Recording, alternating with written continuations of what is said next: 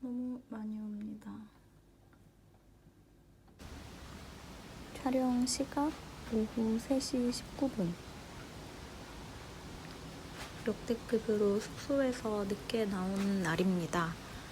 바람이 엄청 불고 구름도 엄청 빨리 지나가는 그런 날이에요.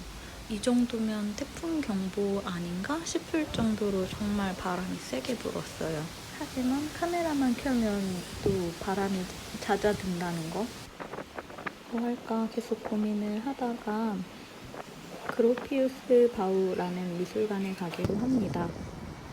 미술관 가는 길에 이렇게 칼날같이 날카로운 건물이 있어서 신기해서 찍어봤어요.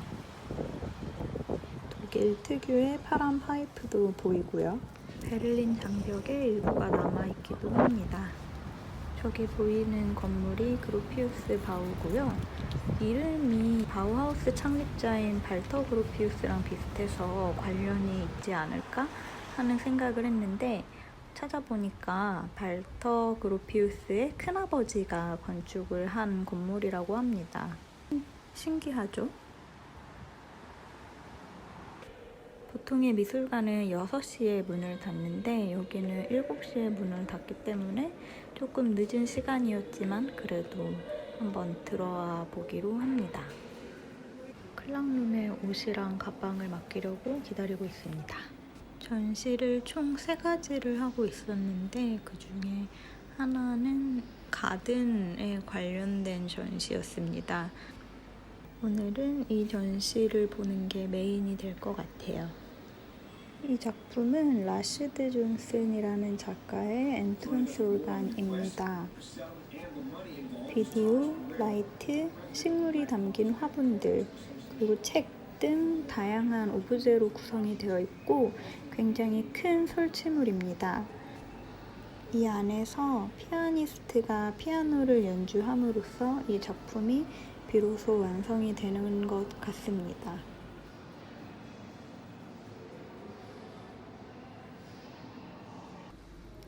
히에로니무스 보스라는 네덜란드 작가의 그림입니다. 제목은 세속적인 쾌락의 동산. 이 작품이 이 전시의 영감이 되었다고 합니다. 되게 깜깜하죠? 공간을 밤처럼 조성해서 나이트 블루밍 제스민이 밤에 그러한 것처럼 꽃이 피고 향기를 뿜어내고 있습니다. 이 작품은 존 케이지의 작품입니다. 일본에 료안즈라는 절이 있다고 합니다. 그리고 그 안에는 흰 자갈모래와 15개의 돌로 구성이 된 정원이 있다고 해요. 존 케이지가 그 정원에서 영감을 받아서 자기 나름대로 그 정원을 그림으로 재현을 해내고 그리고 이 그림을 가지고 소리로 전환을 해내는 그런 작품을 만들었습니다. 지금 배경으로 들리는 이 사운드가 그렇게 해서 만들어진 사운드입니다.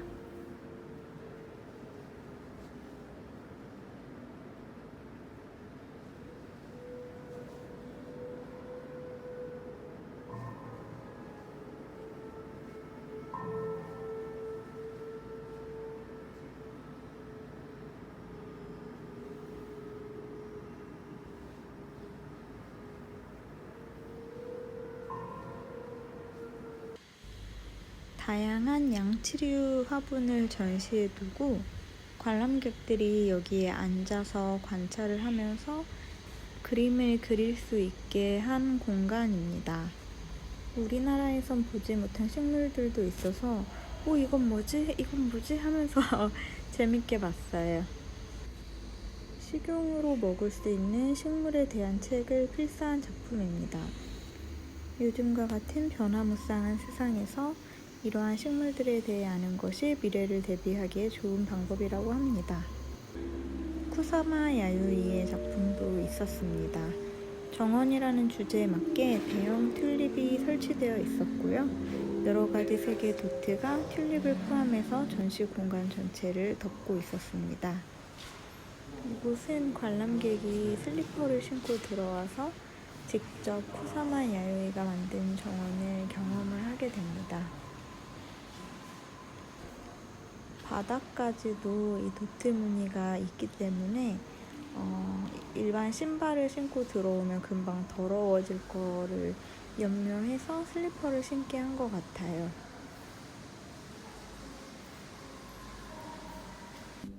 이건 작품의 구성 자체도 흥미롭긴 했는데 관람하는 방식의 캐주얼함이 특히 마음에 들었습니다. 커다란 빈백 같은 거를 여러 개 갖다 놓고 관객들이 눕거나 엎드리거나 앉거나 하는 방식으로 각자의 편안한 자세로 작품을 감상하게 됩니다. 작품의 흥미로움은 뭐였냐면 작가가 오른쪽 영상 작업을 했고 그거를 작가의 할머니, 할아버지한테 보여주는 게 왼쪽 영상이에요.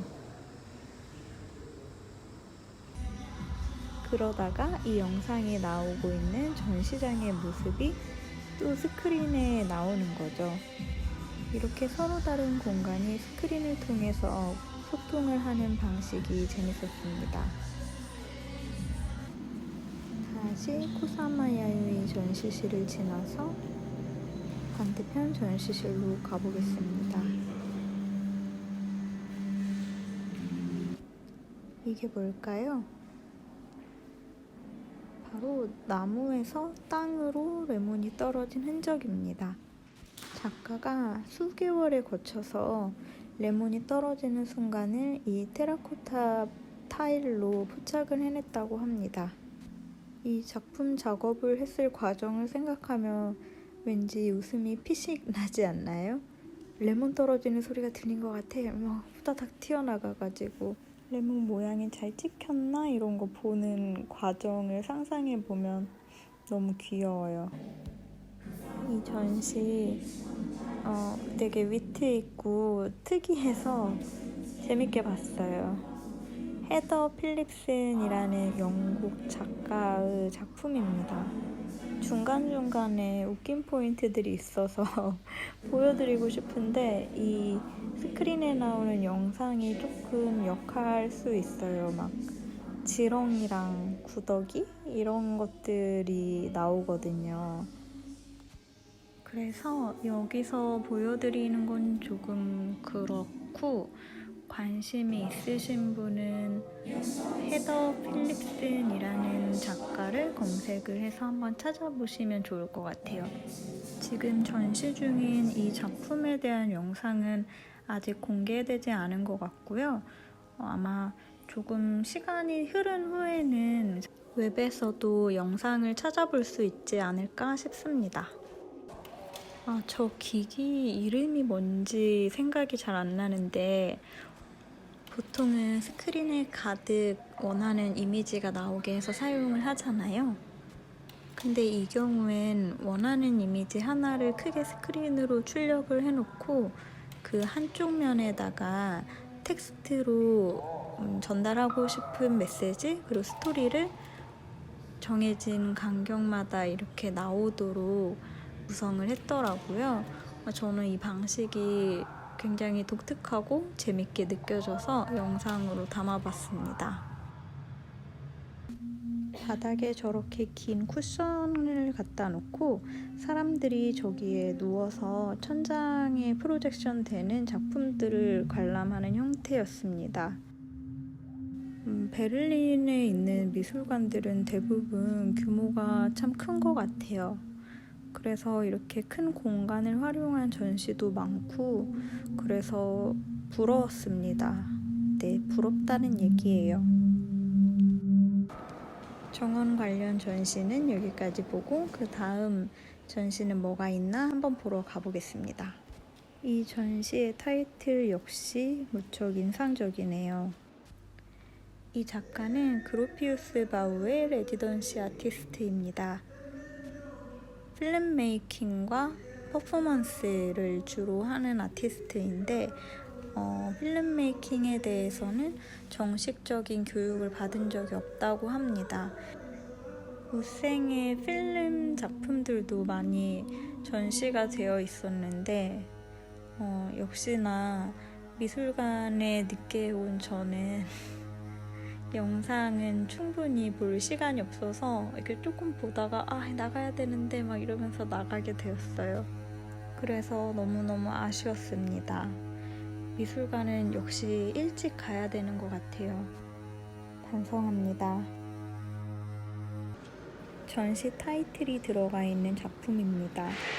올생이 그로피우스 바우에 지내면서 이곳에 빛이 어떻게 들어오는지, 그리고 독일의 유리공예 방식 등에 관심을 갖게 되면서 이 작품을 만들게 되었다고 합니다. 개인적으로는 무척 아름답다고 생각하는 작품입니다. 영롱하지 않나요? 마지막 전시는 베를린 장벽이 무너진 지 30주년이 된 것을 기념한 전시라고 합니다. 이 작품은 아키 사사모토의 페이지 트랜지션이라는 작품입니다. 작가가 어렸을 때 한층 아래에서 가족들이 대화하는 거를 듣기 위해서 노력했던 그 경험을 모티브로 삼아 이 작품을 만들었다고 합니다. 유리잔이 안 돌아가고 있었는데 제가 이거 열심히 찍고 있으니까 여기 직원분께서 잔이 돌아갈 수 있게 해주셨어요. 전시 후반부로 갈수록 시간에 점점 더 쫓기는 저의 상황을 표현하기 위해 빠르게 영상을 돌려보겠습니다. 다시 한번 반성합니다. 이건 반가우니까 잠깐 원래 속도로 갈게요.